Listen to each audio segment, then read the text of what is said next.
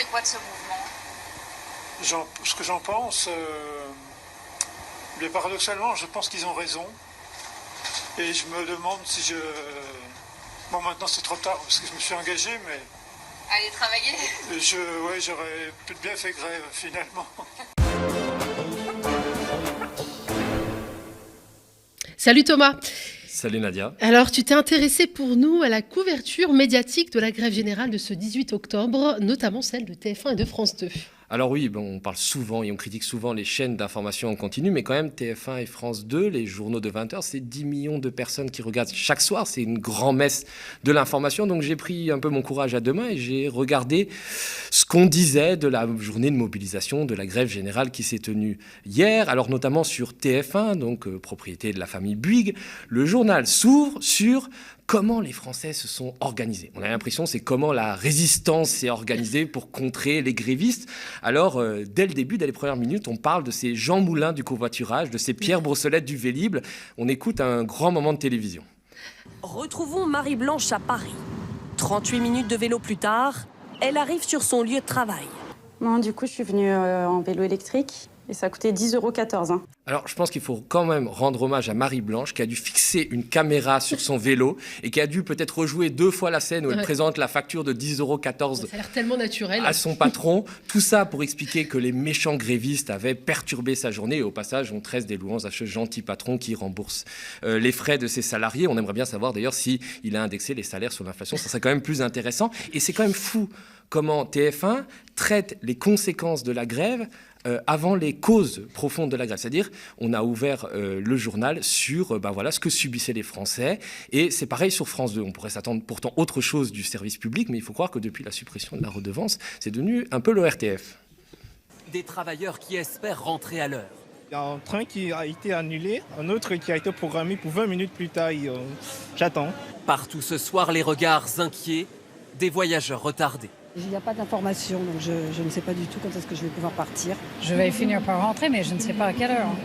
De la gare Saint-Lazare à Paris, à la gare Saint-Roch à Montpellier, fin d'une journée de grève et de galère dans les trains régionaux. Mon train avait du retard, il a été annulé. Super. Du coup, voilà, je dois attendre au moins 2 heures à peu près. Et au pire du pire, je pense que je prendrai un hôtel ce soir et que j'attaquerai le premier demain matin. Alors, t'entends tout ce vocabulaire de la peur, les regards inquiets, épouvantés, parce que évidemment, les autres jours, il n'y a jamais de retard de train, il n'y a jamais de retard de métro. J'allais dire, mais c'est une journée classique, ça. C'est une journée classique, mais c'est quand les méchants grévistes, ces salauds de grévistes se mettent en grève que là, il faut évidemment parler de tous ces Français qui galèrent justement dans les transports tous les jours. Et enfin, après avoir pleuré pendant plusieurs minutes sur ces gentils travailleurs français tombés au champ d'honneur de la grève, tombés pour un ticket de métro, finalement, les grands journaux, donc TF1 et puis France 2, s'intéressent à la grève elle-même et avec un vocabulaire un peu particulier. Certaines organisations avaient pourtant annoncé la grève générale. Mais dans les faits, elle a été par exemple très peu suivie dans l'éducation nationale.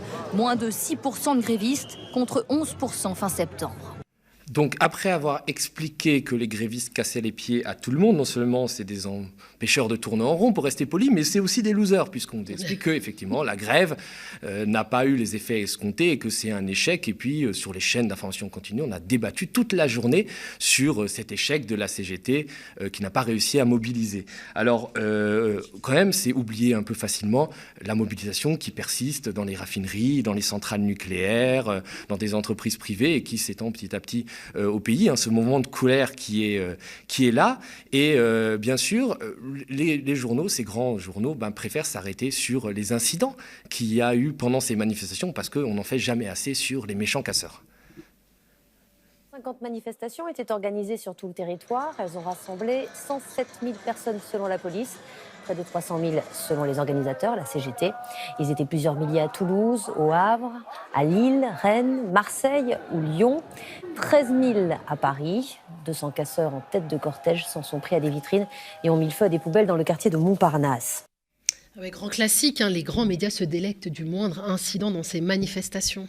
Alors je pense qu'il faudrait faire une minute de silence pour ces fameuses poubelles brûlées. Peut-être qu'il faudrait créer une cagnotte pour les sacs plastiques carbonisés et les emballages de pasta box qui ont brûlé par des méchants manifestants. Et rien évidemment sur TF1 ou sur France 2 sur les charges des forces de l'ordre contre le cortège syndical dans le cortège parisien. Rien sur les derniers exploits du fameux commissaire Paul-Antoine Thomy, qui est le frère du mafieux Michel Thomy, qui s'était déjà illustré par ses violences et qui s'est de nouveau illustré lors de la manifestation de hier par son incompétence, et rien de manière générale sur les causes des manifestations, les 10 millions de pauvres en France, rien sur les grévistes qui réclament juste qu'on augmente leur salaire pour qu'ils puissent tranquillement vivre et puis voilà, adapter leur train de vie à l'inflation, rien sur le salaire par exemple du PDG de Total, Patrick Pouyanné, qui l'année dernière s'est augmenté de 52%, rien sur Total qui empoche 10 milliards d'euros, non, les casseurs, les méchants casseurs, et diaboliser justement cette grève avec les Black Blocs en tête de cortège.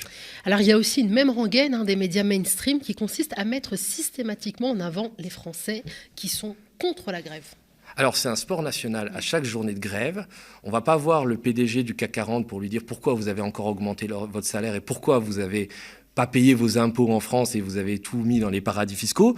On va chercher, les grands médias, on va chercher le Français moyen qui est contre les grévistes et qui est empêché d'aller travailler par les grévistes. Alors, des fois ça marche, souvent ça marche, on arrive toujours à trouver les gens, mais des fois il y a des petits ratés, c'est les petits ratés du direct, il y en a eu un notamment hier sur LCI. Il avait quitté ce matin la Courneuve à 7h45. Alors, ça a été un parcours du combattant pour rejoindre ici les Moulineaux, c'est ça ? Oui, c'est ça, oui, c'est le parcours du combattant, puisque, j'ai pas eu de RERC, contrairement à ce que je pensais.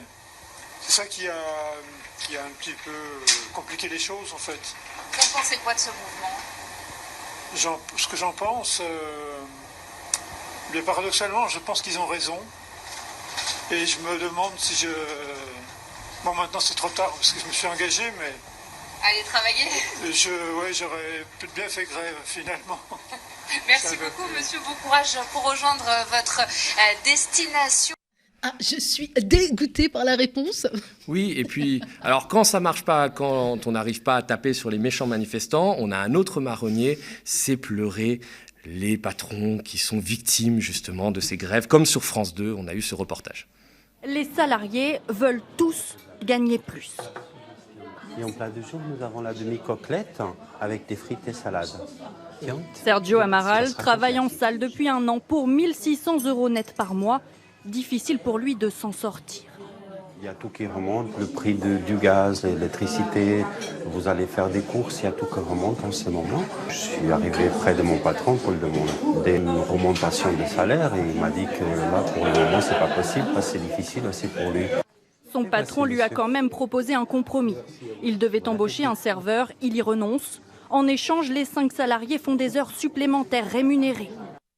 Alors là, la manipulation de l'information, elle est beaucoup plus subtile. On n'est pas dans le rouleau compresseur de la propagande où on oppose les Français qui veulent aller travailler, qui sont bloqués aux méchants grévistes. On prend pas, je ne sais pas si tu as remarqué, dans tous les reportages, on ne prend pas des grands patrons. On ne prend pas le PDG du CAC 40 qui voyage en jet privé et qui verse des dividendes. On prend le petit patron, qui est propriétaire d'un restaurant, qui est propriétaire d'un petit hôtel et qui est victime, qui aimerait bien aider ses salariés mais qui n'y arrive pas parce que, comprenez, il est surchargé de taxes et tout ça. Et donc, on arrive à humaniser, en fait, finalement, la figure du patron. Et en fait, ça permet de ne pas parler des responsabilités des grandes entreprises du CAC 40 et des responsabilités gouvernementales. Pourquoi, par exemple, on ne parle pas du fait que le gouvernement ait refusé à l'été d'indexer les salaires sur l'inflation, ce qui aurait pu permettre de régler le problème de millions de Français. On oublie de parler du fait que le gouvernement ait refusé de taxer les super profits. On oublie de parler même que ces petites entreprises, comme on voit dans le reportage, elles sont beaucoup plus taxées au niveau de l'impôt sur les sociétés que les grandes entreprises qui arrivent à défiscaliser via des niches comme le crédit impôt recherche. Et puis, en fait, c'est un mécanisme de déresponsabilisation des autorités et des profiteurs de crise qui ne sont pas le petit patron à Strasbourg, mais qui sont les grandes entreprises du CAC 40. On a l'impression que France 2 ou TF1 s'intéressent beaucoup à la grève, mais vraiment peu aux causes de la grève. Alors c'est vrai, on en a parlé là juste un instant, mais il faut quand même se rendre compte que ni sur TF1 ni sur France 2, on a parlé du fait que le gouvernement ait refusé d'inclure dans l'impôt sur la fortune immobilière, donc l'impôt qui a remplacé l'impôt sur la fortune, les yachts et les jets privés, ce qui est quand même un scandale. Je crois qu'on peut regarder un petit magnéto. Encore une fois, c'est que si les biens mobiliers ne sont pas dedans, c'est précisément parce qu'ils peuvent être déplacés. Et donc, si vous dites on les fait rentrer dedans, les gens iront mettre leurs bateaux dans des ports, des marinas qui sont pas si loin de nous, mais qui sont dans d'autres pays. Et donc, ils feront travailler des gens dans les pays voisins. Et donc, c'est de l'activité économique en moins pour la France. Voilà. Mais ça, évidemment, France 2 et TF1 n'en parlent absolument pas. Ils ont passé 20 minutes à taper sur les grévistes, à plaindre les petits patrons, à mettre en scène, à opposer les Français contre les Français. Et on se demande quand va apparaître le 49.3, le fait que le gouvernement veut passer en force sur une réforme, sur une loi aussi importante que le budget. Et bien pour France 2, il fallait attendre 30 minutes et c'est quand même une mise en scène un peu particulière. Des nuits de débat sur le budget de la France, le 49.3 est imminent et le gouvernement prépare la suite. La majorité prendra sa responsabilité. Quels amendements l'exécutif va-t-il retenir de ces débats? Histoire secrète d'un nouveau budget qui doit satisfaire au-delà de la majorité, sans pour autant faire trop de concessions. C'est désormais à Matignon et à l'Élysée que sont pris les derniers arbitrages sur le budget. On va éviter les amendements qui crament la caisse ou qui remettent en cause notre promesse de baisse d'impôts, prévient un ministre. Donc on va vous expliquer que c'est l'histoire secrète d'un passage en force, d'un déni de démocratie. Ça fait un peu émission de Stéphane Bern, mais en fait, au fond, qu'est-ce que ce passage en force va permettre? Il va permettre de rendre les pauvres encore plus pauvres et les riches encore plus riches. Donc on fait toute cette mise en scène télévisuelle pour habituer les esprits à plus de dureté, pour justifier la politique gouvernementale. Parce que quand on passe son temps à taper sur les grévistes, à dire que les grèves dans les raffineries qui occasionnent des pénuries de carburant, c'est mal, on prépare les esprits à un passage en force, à des politiques très dures, comme on a pu le voir lors des réquisitions de salariés dans des raffineries, ce qui est quand même une violation patente du droit de grève, et on prépare aussi les Français à accepter des mesures très injustes socialement, comme la réforme des retraites. On décrédibilise justement le travail des syndicats, l'opposition des partis politiques et des syndicats, et c'est vrai que le gouvernement, dans cette tâche, est quand même bien aidé par des éditorialistes qui sont soi-disant indépendants et qui ont leur ronde serviette sur les chaînes de télé mainstream. Une question de René en Loire-Atlantique et il est technicien de surface, il nous le précise. Je suis obligé de manifester pour ma survie car je n'y arrive plus. Que faire d'autre? Manifester, c'est son droit de citoyen. Voter non seulement aux élections politiques mais aussi aux élections professionnelles, c'est revitaliser cette vie syndicale. Ça ne va pas l'aider à boucler le fin de mois? Non, bien sûr. Et puis il y a autre chose aussi qui se posera quand même crûment devant le nez des Français. Il va falloir travailler plus. Si on veut gagner plus sans mettre en péril la productivité et la compétitivité d'entreprises qui ont des factures à payer, à un moment donné, il faudra travailler plus. François Mitterrand a donné une 5e semaine de congé payé aux Français, il y a plus de 40 ans, à un moment où peut-être l'économie pouvait se le permettre. Est-ce qu'aujourd'hui, on ne doit pas la suspendre, y renoncer provisoirement? On la retrouvera quand il y aura des temps de prospérité. Je dis ça, c'est très...